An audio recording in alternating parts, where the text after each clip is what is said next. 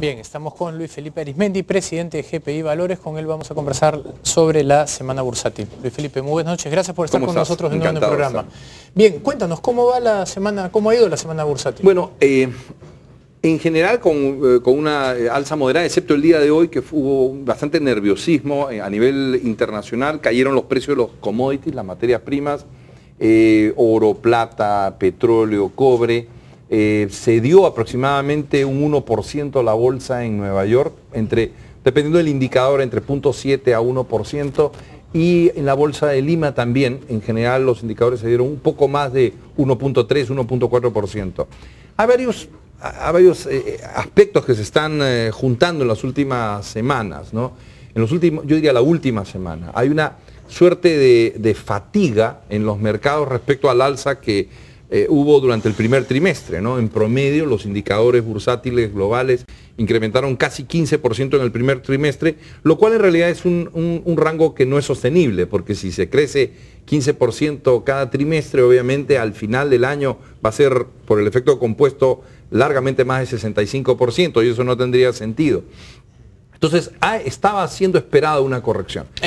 Disculpa que te interrumpa, ¿el promedio del Dow histórico creo que es 11%? Sí, aproximadamente entre 11 a 12% es el promedio histórico anual, que es un promedio muy bueno. Claro, entonces, cuando es 15% en 3 meses, evidentemente eso es insostenible. Exacto, ¿no? Por eso que se prevé una corrección. Y además están juntando ciertos otros elementos aislados que algunos pueden ser detonantes en el verdadero sentido de la palabra.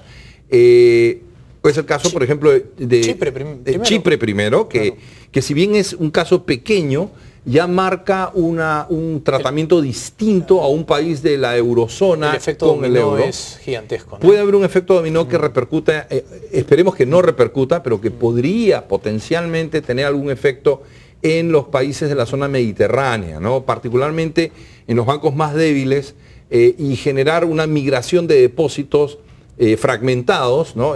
Si uno revisa, por ejemplo, los bloques financieros, en algunas naciones se recomienda que las personas que tienen cuentas por encima de los 100.000 euros, que es un poco el Fondo de Seguro de Depósito Europeo, equivalente en términos de la protección al ahorrista, dividan esos fondos, si exceden de esa cantidad, y los pongan en bancos de circunscripciones o de áreas más seguras, alemanes, franceses, etc.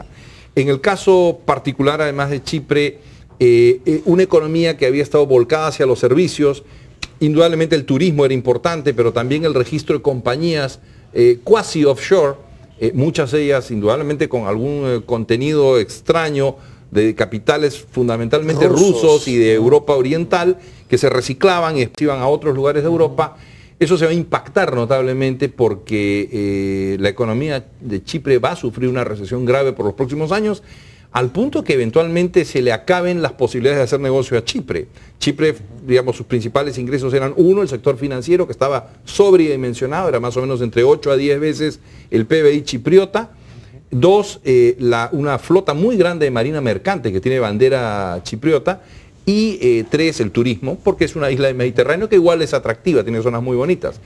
El turismo se va a quedar, claro, con el euro tampoco tiene mucho espacio, el ajuste va a tener que ser ajuste real en el lado de Chipre, y las otras dos se van a ver comprometidas notablemente.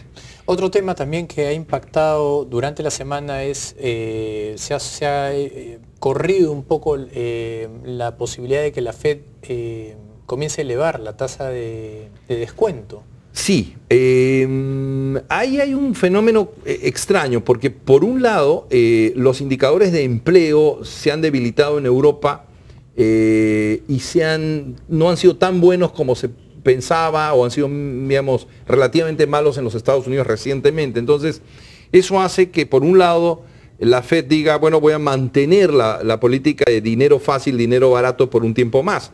Pero por otro lado, eso no es sostenible en el largo plazo. O sea, las medidas de choque keynesiano para recuperar a una economía que se encuentra en una recesión o incluso una depresión, una recesión severa o una depresión, son de corto plazo. O sea, son para tomarse digamos, 18 a 36 meses, y luego hay que ir cambiándolas a medidas mucho más prudentes, porque si no, el déficit fiscal se vuelve endémico, el problema etcétera, es que esos 18 a 36 meses generan una especie de sensación de como una droga, ¿no? De adicción.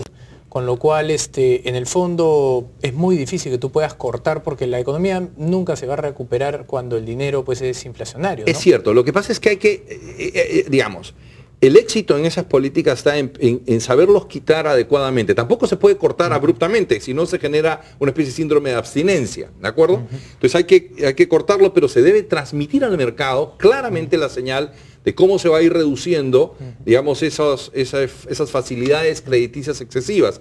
Porque además se generan una serie de distorsiones. Por ejemplo, una buena parte de los bancos españoles, aunque no lo quieran admitir, con el dinero fácil que viene del Banco Central Europeo, lo que hacen es comprar deuda de los estados y vuelcan a sus balances más deuda de estados que eventualmente no van a poder repagar. Entonces, es también, la droga la utiliza, la droga del dinero fácil la utiliza también el Estado. El debate ¿no? entre los economistas sigue siendo el mismo de hace 4 años, ¿no? Estamos 2013, en el 2009, cuando ya había reventado la crisis, ya el debate estaba en pleno auge, con una parte que decía, no, hay que hacer que el Estado gaste más y meter la mayor cantidad de dinero a la economía el día de hoy, y otros que decían, van a generar una inflación, paren esto, hay que limpiar la economía, que quiebren los que tengan que quebrar y tenemos que hacer una limpieza de casa. Han pasado 4 años y siguen inyectando, y el día de hoy uno abre el periódico y vuelve a leer a un economista que dice, el Estado tiene que salir a hacer infraestructura en un país donde sobra la infraestructura, que es Estados Unidos,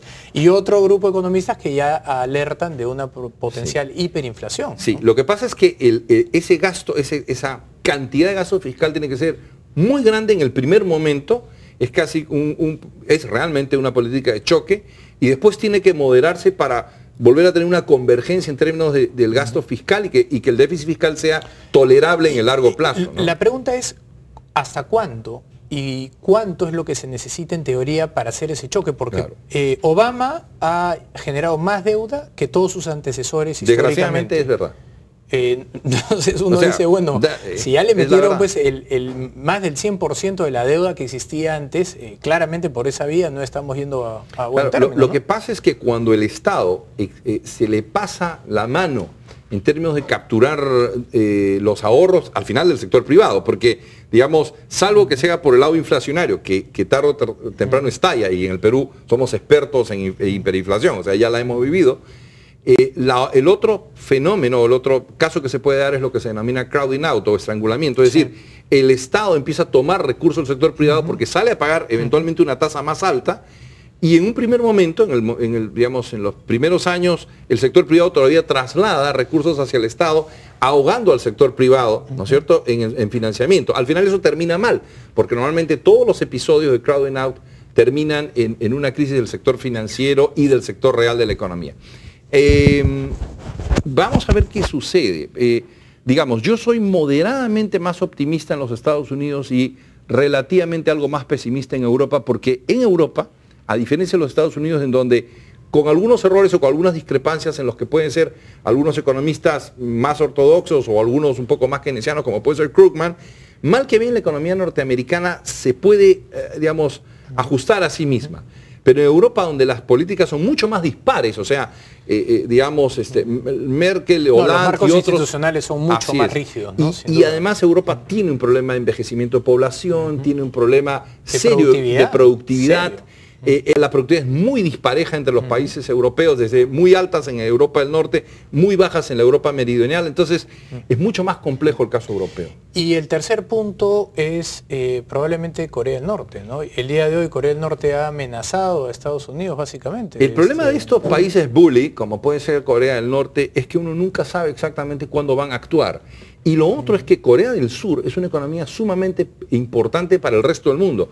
Corea del Sur es uno de los principales países productores de equipos electrónicos de alta tecnología y muchos chips, memorias, partes de computadora, etcétera, se producen en Corea del Norte, perdón, Corea del Sur.